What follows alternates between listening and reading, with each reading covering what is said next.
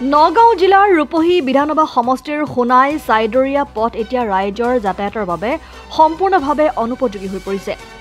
পথছোৱাৰ জৰাজীৰ্ণ ৰূপে জলাকলা খুৱাইছে সাধাৰণ ৰাইজক। পথটোৰ ঠায়ে ঠায়ে ডাঙৰ ডাঙৰ গাঁত বোকাময় পথাৰৰ লেখীয়া হৈ পৰিছে। পথ নে বোকাময় পথাৰ ধৰিবকে নোৱাৰি। সমষ্টিটোৰ মূল পথৰ দুৰৱস্থাই দীৰ্ঘদিন ধৰি জলাকলা খুৱাইছে সমষ্টিবাসীক। এজাক বৰষুণতেই যাতায়াতৰ অনুপযোগী হৈ পৰে সমষ্টিটোৰ মূল পথছোৱা।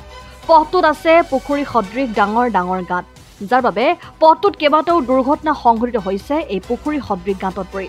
প্ৰায় 2 বছৰ পূৰ্বে এই পথৰ পুনঃ নিৰ্মাণৰ কাম আৰম্ভ কৰিছে যদিও লেহেমীয়া গতিত কাম কৰি আছে ঠিকাদাৰে। কাম কৰি থকাৰ বাবে উত্তৰ খাটোৱালত কেইবা ঠাইত বৃহৎ বৃহৎ গাঁতৰ সৃষ্টি হয়। সাধাৰণ বৰষুণতে একাঠুলৈকে বোকা পানী জমা হয়, যাৰ ফলত যাতায়াতৰ অনুপযোগী হৈ পৰে সদাব্যস্ত পথছোৱা।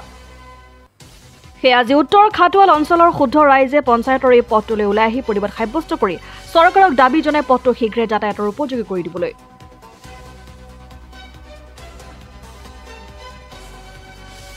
বিশেষকৈ এই সোণাই চাইদৰীয়া ৰাস্তাখন আজিৰ কথা নহয়, আজিৰ পৰা প্ৰায় 2 বছৰ হৈ গ'ল। এই যি জৰাজীৰ্ণ অৱস্থা, এই জৰাজীৰ্ণ অৱস্থাত বিশেষকৈ ইয়াৰ এই ৰাস্তা দি অহা যোৱা কৰা স্কুল কলেজৰ ছাত্ৰ ছাত্ৰীসকলৰ বিশেষ অসুবিধা হৈছে। আৰু বৃদ্ধ যিসকল বেমাৰী মানুহ আছে, এই বেমাৰী মানুহসকলক গাড়ীৰে কঢ়িয়াই নিয়াত বহুখিনি বেয়া অৱস্থাৰ সৃষ্টি হৈছে, যাৰ কাৰণে ৰাইজে যিহেতু ভুগিবলগীয়া হৈছে।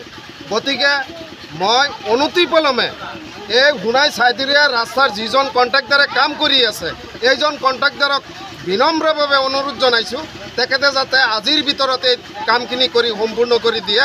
আৰু বিশেষকৈ অসমৰ মুখ্যমন্ত্ৰী মাননীয় হিমন্ত বিশ্ব শৰ্মা ডাঙৰীয়াৰ জৰিয়তে জনাব খোজোঁ যে তেখেতে সোণাই চাইদৰীয়াৰ যিখন ৰাস্তাৰ কাম চলি আছে, এই ৰাস্তাখনৰ কাম যাতে অনতিপলমে শেষ হয় আৰু সুন্দৰভাৱে যাতে কামখিনি কৰি দিয়ে আৰু ৰাইজৰ যাতে চলাচল কৰা অৱস্থাত বা অহা যোৱা কৰাৰ কাৰণে কোনো যাতে ব্যাঘাত নজন্মে, তাৰ কাৰণে অসমৰ মুখ্যমন্ত্ৰী মাননীয় হিমন্ত বিশ্ব শৰ্মা ডাঙৰীয়াক আমি কৰজোৰে অনুৰোধ কৰিছোঁ।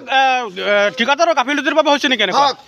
ঠিকাদাৰৰ যে গাফিলতি নাই তেনেকুৱা কোনো নহয়, ঠিকাদাৰৰো অলপ গাফিলতি আছে। চাওক, এই পঞ্চায়ত মছজিদখনৰ সিফালৰ পৰা ৰাস্তাখিনি মোটামুটিভাৱে ৰাইজে অহা যোৱাৰ কাৰণে কোনো ব্যাঘাত জন্মা নাই। পঞ্চায়ত মছজিদৰ পশ্চিম ফালৰ পৰা আপোনাৰ খাটোৱাল তিনিআলিলৈকে এই ৰাস্তাখিনি বিশেষকৈ একেবাৰে নাজল নাথল অৱস্থা। ৰাইজে যিহেতু ভুগিবলগীয়া হৈছে, ৰাইজে অহা যোৱাৰ কাৰণে বহুত কষ্ট কৰি আছে। আমি কণ্ট্ৰেক্টাৰৰ চেহেৰাখিনি এতিয়ালৈকে দেখিব পৰা নাই।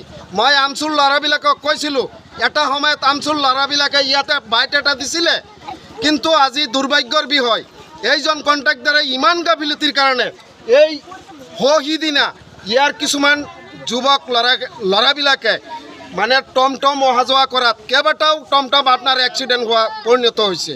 ইয়াৰ যুৱক ল'ৰাকেইটাই এই টমটমৰ পেচেঞ্জাৰসকলক উঠাই আনি মূৰত পানী দি চিকিৎসা কৰি পিছত ইয়াৰ পৰা পঠিয়াই দিছে।